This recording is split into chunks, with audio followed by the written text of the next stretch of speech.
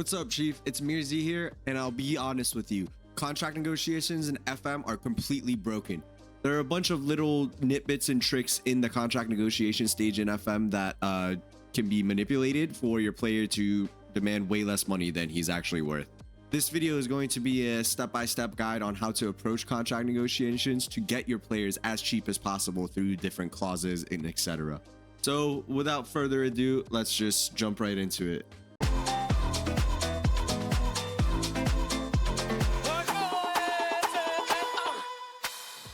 So for this video, we will be using our American star boy, Christian Pulisic.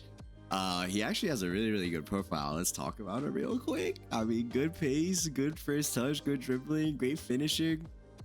US might make it to the semifinals of the World Cup in 2026 is what I'm hearing. But anyways, the first thing you want to do is always ask the agent and talk to him. And you want to always be interested or slightly interested. I usually select interested and just say we're keen to sign him, and you'll get a bunch of information that's very useful depending on your relationship with the agent. Two very important thing about agents is the relationship with you, which is this tile at the bottom right here, and their patience level, which you will see in a meter during contract negotiations later. If you have a bad relationship from previous negotiations with the agent, you're going to have to sweeten up your deal even more for that player to be willing to sign because he's contracted by that agent. So as you see in this example, the agent will tell you around how much the club, which is AC Milan in this case, will want, how much wage Pulisic will want, which you can move with these options over here, and how long a contract he wants and what sort of playing time. I usually pick this option if I think you're asking too much because it can help bring down the salary demands, which it does a little bit, and then you can, stall or agree. I'll probably agree because this is just a video and I'll put a bid in, but I'll usually will stall just in case I don't sign a bid. But if it is a player that I will definitely be bidding for, then I will definitely agree. All right, now the most underrated page that people ignore is the squad playing time and promises. This squad playing time will directly be proportional to how much the wage expectations for this player will be.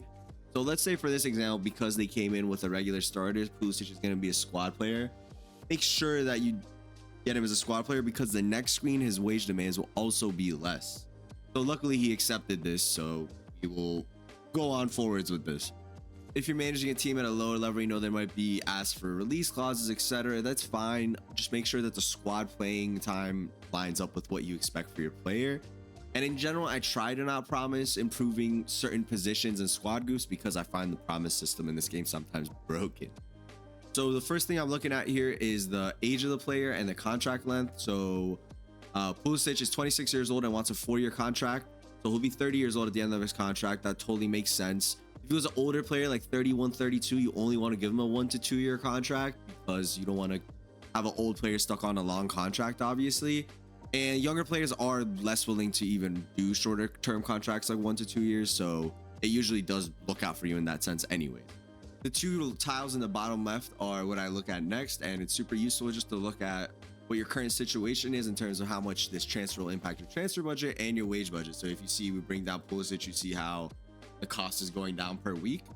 It just helps you visualize where you are at currently before you even get started. So you saw that he was at 300,000 just to begin with, and it would take out 350,000 because of his loyalty bonuses, etc.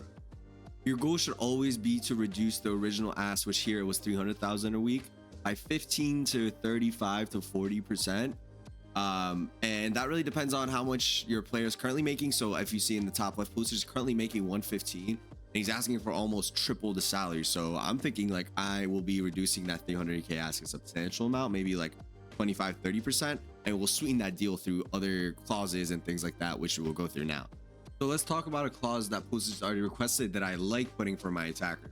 If you're a solid attacker, not the best attacker, if it's a Haaland, Mbappe levels, then no, but I like a goal bonus. So like I'd be willing to bump up his goal bonus by in like 10k, because if you score goals for me, then you're probably winning games as well, and I'm willing to pay you a little bit more. So that is the number one thing I like.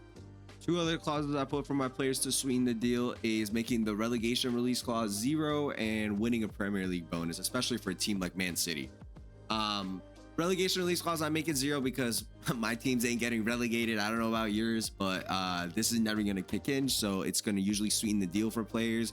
But obviously be very careful with this one. If your team gets relegated, a player like Pulisic is gonna go for free. So I would be careful. But again, my teams don't get relegated, so it's not a worry for me.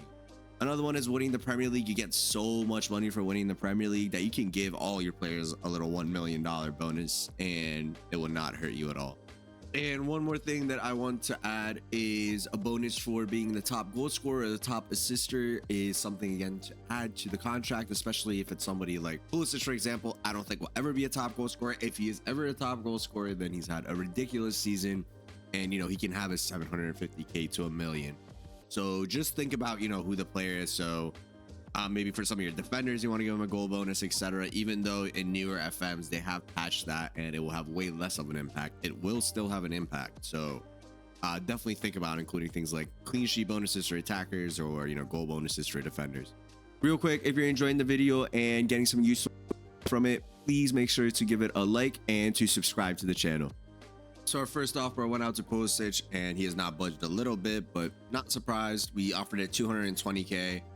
So we'll bring it up to 235. That's still a substantial reduction, about 20-25%. So and we'll up, honestly, the top goal scorer and winning the Premier League up to the $1 million, as we said before.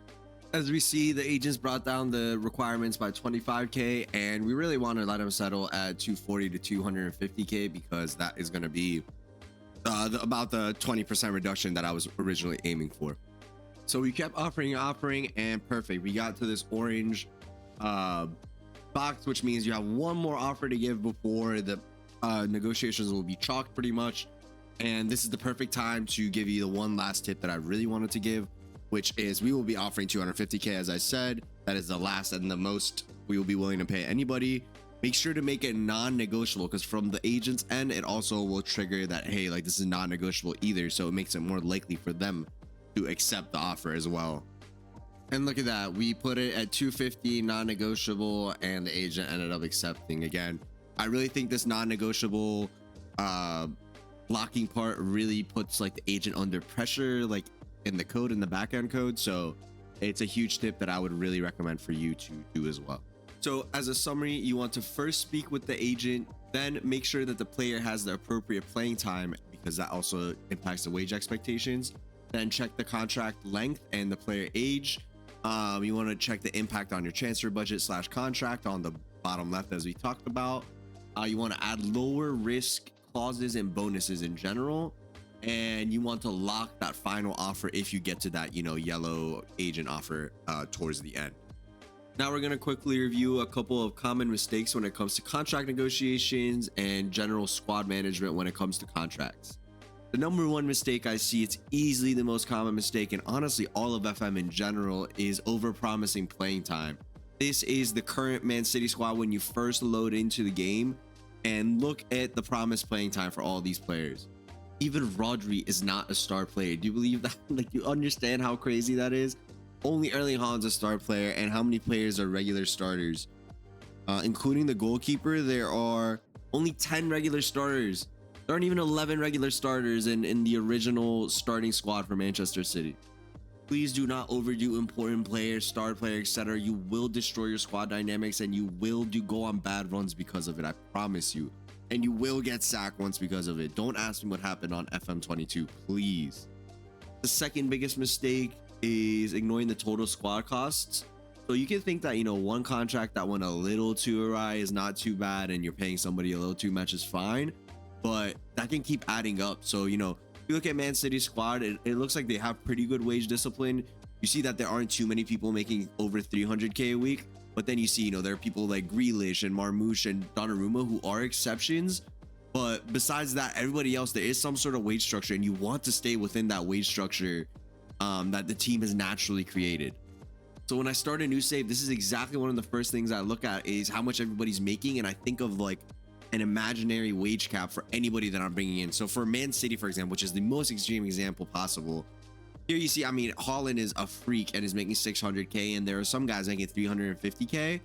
So I would think my cap here is 300K for any player, but if it's like a freak, then I would be willing to pay him 350K.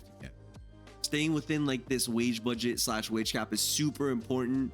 especially for, other slash smaller clubs when you're, fighting for relegation, or fighting for promotion, etc., and your wage budgets and overall revenue can swing dramatically. It's really, really important to stay within your wage budget in general. The last mistake I see that's actually fairly more common than you think is just accepting the first request that the agent has in terms of contract. So, when Pulisic was asking for 300k, just accepting that request. You want to at least try to reduce the amount of wage requested by at least 10-15%, if not 20 to 30%, as I showed you earlier in this guide. That's it for the FM26 contract guide. It was just a quick run through of the best ways to go through the negotiation procedures and to get the best deal possible for your club. If you enjoyed the video, like, subscribe, and make sure to follow me on Twitch because I stream 4 or 5 days a week, and we got saves going on, and we got a great community, and chat's always live and popping over there. So make sure to join us there. Peace.